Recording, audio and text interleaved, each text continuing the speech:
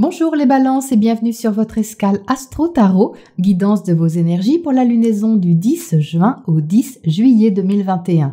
La nouvelle lune en Gémeaux est une éclipse de soleil, proposant donc des énergies plus fortes dont les effets peuvent être ressentis sur un délai dépassant cette lunaison. Une impulsion en Gémeaux, c'est pour vous une nouvelle graine à planter dans le secteur de votre expansion, de tout ce qui peut ouvrir votre horizon, concrètement ou intérieurement. Il y a une invitation à la découverte dans cette position qui peut vous inciter à revoir vos principes, croyances et aspirations d'une nouvelle manière. La conjonction à Mercure rétrograde permet de réfléchir à la façon dont vous pouvez atteindre votre cible.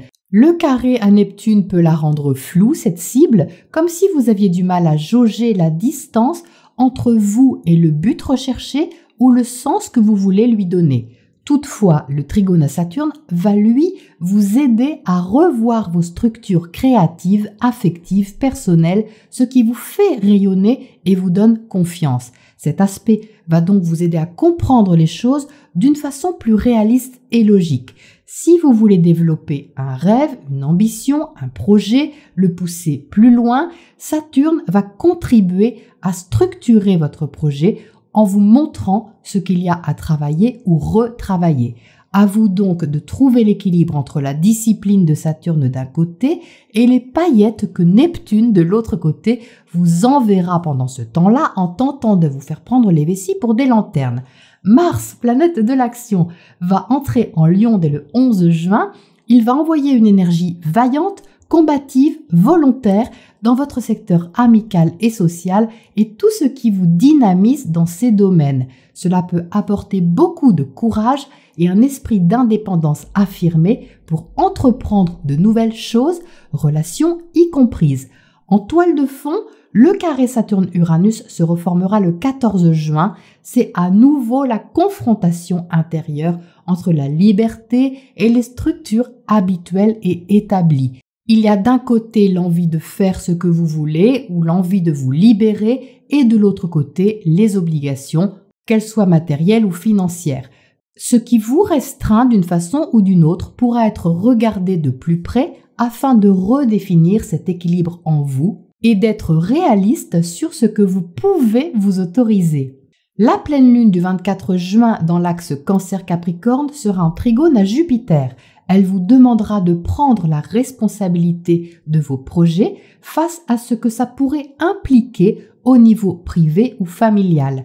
Une position qui invitera là aussi à être plus réaliste sur vos besoins, à prendre également un recul salutaire pour pouvoir vous relier à la confiance d'une façon plus saine et plus inspirée. Cette pleine lune est un point de bascule important.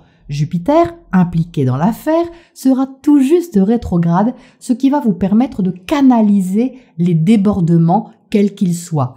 Quant à Vénus, votre planète maîtresse, elle formera deux aspects distincts et très différents. Un trigone à Neptune et une opposition à Pluton.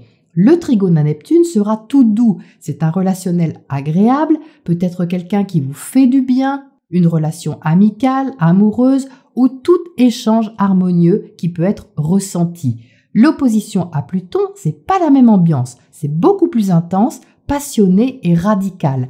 Cette opposition va vous inviter à prendre conscience de ce qui a du pouvoir sur vous au niveau relationnel, affectif, créatif, financier parfois, quel que soit le terrain concerné, votre famille, votre travail, vos amitiés, peu importe.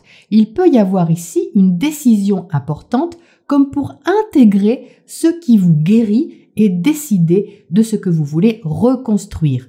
Ainsi, vous pourrez transformer les choses en conséquence. Mercure repartira lui en marche directe, mais ne sera pas encore sorti des étoiles de Neptune.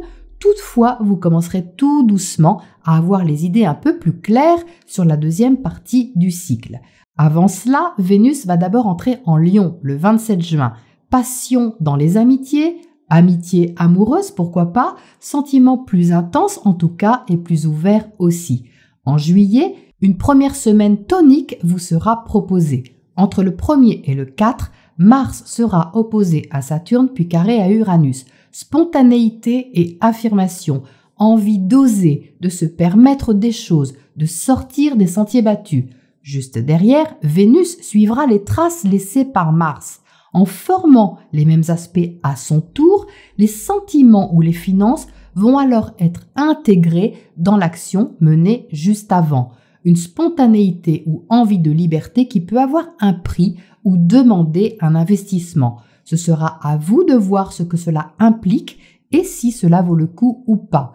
Le dernier carré Mercure-Neptune ayant lieu le 6 juillet, ce sera le moment ou jamais de sortir du brouillard ou des idéalisations. Voilà les balances pour votre météo astro et on passe au tirage pour les précisions. Alors les balances, qu'est-ce qu'on a pour vous? Eh bien, on a un tirage qui invite à la lucidité, la logique et le discernement pour pouvoir avancer de la façon la plus honnête pour vous-même. Vous entrez dans le tirage avec le 7 de Pentacles. Le 7 de Pentacles, c'est votre état d'esprit qui indique ici qu'il y a un besoin de récolter ce que vous avez semé. Ce n'est pas une récolte qui tombe du ciel, c'est une récolte issue de l'investissement que vous avez fourni dans un travail, dans un projet, dans une relation, dans une direction, et qui demande à vous rapporter quelque chose. Pas forcément matériellement ou financièrement, ça peut dans certains cas, mais ça peut aussi être sous une autre forme, du moment que ça sonne comme une sorte de résultat. Mais avec le 7 de Pentacles, vous n'avez pas terminé. C'est quelque chose qui est en cours, qui est toujours en cours, que vous avez peut-être commencé il y a un certain temps. Ça peut être un talent que vous avez développé, une activité que vous avez commencée et qui est en cours, mais qui demande à faire un point lucide sur la situation. Ce point lucide, il est ici au milieu, sous la forme de ce roi d'épée. Le roi d'épée est relié au mental, à la réflexion, à la compréhension des choses et c'est le roi. Donc ce n'est pas une petite compréhension, c'est vraiment la lucidité, la logique dans toute sa splendeur. Et c'est très bien de l'avoir au centre parce qu'on est quand même encore sous ce carré Mercure-Neptune dont je vous ai parlé, qui peut faire miroiter des choses ou vous laisser imaginer des choses aussi, c'est pas forcément l'autre, ça peut être vous avec vous-même, mais au cœur de vous, ce roi d'épée vous protège en vous aidant à avoir un recul sain sur la situation et de rester sur une forme de logique, de vérité, d'honnêteté si vous voulez.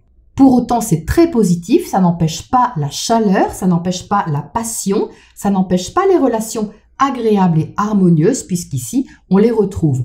Vous êtes avec cette attitude du 2 de coupe, donc ça, c'est vous les balances. Vous voyez qu'ici, il y a le symbole de Vénus.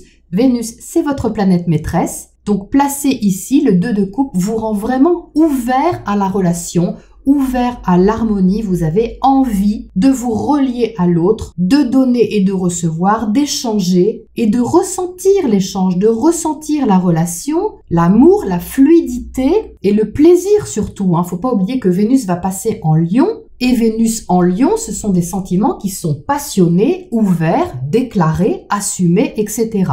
Donc on voit bien ici entre le roi de feu et le 2 de coupe que vous avez envie de ça, ou que cette énergie va se proposer à vous, se faire ressentir d'une façon plus forte. En haut, vous avez le roi de bâton, donc il y a quelque chose qui vous donne confiance, peu importe ce que c'est, quelque chose en cours qui vous motive avec ce roi de bâton, qui vous stimule, qui vous passionne et qui vous donne la sensation que vous pouvez vous montrer avec une certaine assurance parce que vous êtes fier peut-être de ce qui a été accompli avant, que vous avez envie de le partager avec ce 2 de coupe, mais on voit quand même qu'ici vous êtes dans l'attente de quelque chose parce qu'avec le 7, il y a en même temps une motivation à continuer, mais pas en quelque sorte s'il n'y a rien à la clé. Or, vous voyez qu'ici, il y a le 8 de Pentacles, on saute du 7 au 8, ce qui veut dire qu'il y a encore de l'effort à fournir ou du travail à faire ou de l'investissement à apporter dans la question qui vous concerne. C'est quelque chose qui vous plaît, qui vous convient bien, qui vous demande peut-être pas mal d'énergie, mais vous l'avez apparemment. Le point qui est à faire ici, il est un peu autre, à mon avis. Il est plutôt de vous demander quel retour vous pouvez avoir sur investissement, que ce soit au sens concret ou au sens symbolique. Pourquoi je dis ça? Eh bien parce qu'on a ici une énergie qui nous mène à ce questionnement. En bas, il y a la tempérance. La tempérance, c'est une arcane majeure qui est très spirituelle. c'est une énergie qui va vous inviter à voir un peu plus haut, à vous élever au-dessus de la situation, de la question, pour pouvoir atteindre ce recul lucide et logique des choses. À côté de la force, c'est une transition, une harmonisation qui est nécessaire pour que vous puissiez, vous sentir vraiment renforcé dans vos bases, dans vos émotions, dans votre structure intérieure, mais pas déséquilibré. La tempérance et la force à côté, c'est assez intérieur. Placé ici en bas du tirage, c'est ce que vous avez gagné un peu à la force du poignet. D'une façon concrète, c'est l'investissement que vous avez fourni, quel qu'il soit, et qui fait que dans cette position, vous vous sentez à votre place parce que vous avez maîtrisé quelque chose. Peut-être que vous vous êtes surpassé, peut-être que vous avez dominé vos peurs, peut-être que vous avez apprivoisé vos blocages. Il y a eu un renforcement ou il y a un renforcement ici avec cette force. La tempérance à côté peut valider en quelque sorte ce qui a été acquis, ce que vous avez réussi à faire descendre dans la matière, si on peut dire, mais vous demande quelque part de regarder un peu plus loin, pas plus loin sous la forme de but final à atteindre, mais plus loin dans ce que vous apprenez de cela. Il ne faut pas oublier que Mercure est rétrograde au début de la lunaison, et comme il se trouve dans votre maison 9, la maison de vos aspirations, de vos croyances, de vos principes, ça demande à être revu. C'est pour ça qu'elle est ici, la tempérance. Elle vous aide à voir les choses de plus haut, elle vous aide à avoir un recul sur les choses et surtout sur la façon dont vous faites évoluer vos projets, votre situation ou vos relations. Parce qu'il y a moyen de continuer. Vous voyez que du 7 au 8, il y a une évolution, une continuation. Il y a encore du travail, ou de la patience, ou de la persévérance. Et qu'est-ce qui se passe ici? Eh bien, on a le 5 de Pentacle en dessous. Et c'est intéressant de le voir à côté de ces deux arcanes-là, parce que justement, ces deux arcanes qui sont fortes ici, qui comportent en elles une part de sagesse, de maîtrise de soi surtout, eh bien, elles vont vous interroger sur ce que vous avez à perdre ou ce que vous avez à gagner. Donc, vous voyez que c'est un peu contradictoire avec votre attitude qui est dans le 2 de coupe, l'envie de partage au niveau émotionnel, au niveau sentimental, au niveau du plaisir. Mais est-ce que concrètement, dans la matière, tout l'investissement que vous fournissez ou que vous avez fourni avec ce 7 de Pentacle, que vous pouvez encore fournir avec le 8, est équilibré et vous apporte quelque chose de l'autre côté? Est-ce que vous n'êtes pas en situation de demande, de manque ou de déséquilibre? En d'autres termes, est-ce que votre investissement est nourri par le besoin d'être en harmonie avec vous-même, avec l'autre, ou est nourri par la sensation que vous n'en faites jamais assez? Parce que c'est possible ici avec ce 5 de Pentacle. Vous pouvez avoir la sensation qu'il faut continuer encore longtemps pour avoir un peu de résultats, alors que vous voudriez peut-être être dans un plaisir plus immédiat, plus simple, plus fluide, plus facile et plus accessible. Donc ce roi d'épée va simplement vous aider à faire le point là-dessus, à vous poser les bonnes questions avec franchise pour savoir ce que vous recherchez vraiment. Alors ici, on a l'as de coupe. Et ça, c'est très tentant pour vous, les balances, parce que vous voyez que vous êtes en résonance directe avec cet as de coupe. L'as de coupe, placé ici, c'est l'espoir d'un potentiel affectif, sentimental, émotionnel ou amoureux dans certains cas. C'est l'envie de ressentir quelque chose qui est nouveau, qui part sur des bonnes bases, qui a tout un potentiel à explorer, à développer, à construire, à expérimenter. Et vous, vous êtes prêt ici, vous êtes prête avec ce 2. Vous êtes peut-être même prête avant que ça se propose, parce que votre attitude, elle est ouverte ici. Donc vous pouvez attirer en miroir quelque chose qui semble nourrir ce besoin d'harmonie-là. Ça peut bien sûr être le cas, je vous le souhaite, mais le tirage ici vous demande de rester lucide pour ne pas donner plus que ce que vous recevez. C'est surtout ça avec ce 5 de Pentacle. Je dirais que c'est une étape, On n'a pas pourtant ici les amoureux ou des choses qui nous montrent qu'il y a un choix à faire. Et pourtant, avec le roi d'épée, il y a de la stratégie, il y a de l'intelligence qui n'a rien à voir avec de la manipulation. C'est vraiment de la lucidité, de l'honnêteté pour faire la part des choses entre ce que vous avez gagné en force, en confiance, en motivation, en feu intérieur et comment vous pouvez échanger ça d'une façon harmonieuse, oui, mais qui n'oublie pas tout de même la valeur des choses, parce qu'avec les pentacles, on parle de la valeur des choses. Alors justement, on va en savoir un petit peu plus sur ce 5 de Pentacles. Qu'est-ce qu'il nous dit, lui?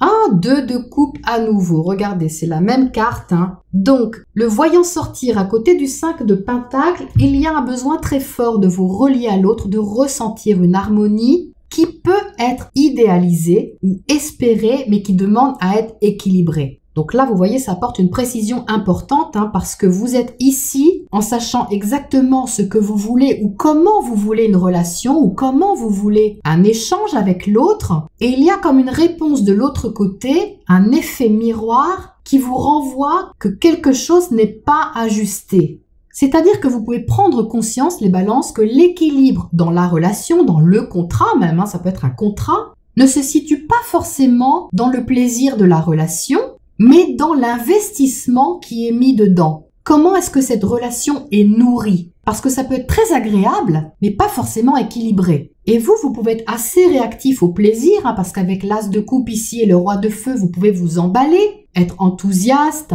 tout à fait partant sur des projets, des rencontres, des échanges quels qu'ils soient. Mais avec cette force ici, quelque chose a changé au passage. Vous avez intégré quelque chose. Vous pourriez vous apercevoir ou ressentir que ça vous coûte un peu. Donc la question c'est, est-ce que cette alliance, cette harmonie, cette relation, cet échange en vaut le coup? Vraiment au sens propre. Je n'ai pas la réponse à cette question, les balances, c'est vous qui l'avez. Mais c'est la question qui se posera à mon avis. Qu'est-ce qu'il y a à côté de cet as de coupe là-haut? Hop là, le diable, bien. Donc le diable parle de passion. Mais le diable parle aussi de dépendance, de ce qui a du pouvoir sur vous. Donc ça peut être très moteur, bien sûr, quand c'est un projet, quand c'est une relation, que vous êtes passionné, ça vous motive beaucoup, ça c'est très positif. Mais ça parle ici de ce que vous voulez vraiment et de ce que vous attendez peut-être passionnément dans cette ouverture émotionnelle, sentimentale, affective qui émerge ici en vous avec une sorte de promesse de tout contenir ou de tout proposer. Oui, j'ai vraiment la sensation d'une maturité intellectuelle à garder en soi pour y voir clair sur ce qui se dessine ici. Que ce soit une question d'investissement financier, c'est possible aussi avec le diable, ou que ce soit un investissement créatif, affectif ou amoureux. Et pour moi, ça parle de donner et de recevoir les balances. Je le ressens vraiment comme ça. Qu'est-ce qu'on a comme oracle conseil là-dessus pour terminer ? Alors, on a échange de cadeaux, comme c'est bizarre, parce que je viens juste de dire qu'on était dans le donner et le recevoir, donc il s'agit bien de ça. C'est très important d'avoir la lucidité là-dessus pour ne pas être dans un déséquilibre. En même temps, cette carte, elle est vraiment intéressante parce qu'elle donne un autre message, c'est-à-dire qu'elle vous incite aussi à observer ce que vous donne l'autre. Vous voyez qu'ici, on a deux personnages qui sont différents. Deux univers différents. On a une sorte de fée danseuse et puis un animal qui ressemble à un chat, un gros chat, ou un lynx, ce genre de choses. Et c'est-à-dire que vous pouvez vous trouver, vous voyez, dans la peau de cette danseuse, c'est-à-dire dans quelque chose de très harmonieux, très agréable, très délicat, très joli à présenter ou esthétique. Et l'autre, symboliquement, ce qui se trouve en face de vous, est un peu plus sauvage, un peu plus imprévisible et quelque peu indomptable. Donc ce n'est pas forcément une personne, ça peut être une situation en face de vous que vous essayez peut-être d'apprivoiser avec une certaine délicatesse, avec tact, avec ouverture, mais que vous ne connaissez pas vraiment ou dont vous ne pouvez pas vraiment prévoir la réaction ou l'attitude à votre égard. Et c'est là qu'il est intéressant de regarder ce que vous recevez, parce que ce n'est peut-être pas ce que vous avez envie, mais c'est peut-être ce dont vous avez besoin pour évoluer. Et ça peut être un vrai cadeau parce qu'il y a toujours un message derrière ce que vous recevez. Vous apprenez de cette sortie de zone de confort et ça vient vous questionner sur votre vraie capacité à recevoir les choses. Donc, donnez les balances et regardez ce qui vous est donné en retour parce que ça peut être très riche d'enseignements et de compréhension. Voilà pour cette lunaison et je vous retrouve bientôt pour la prochaine escale.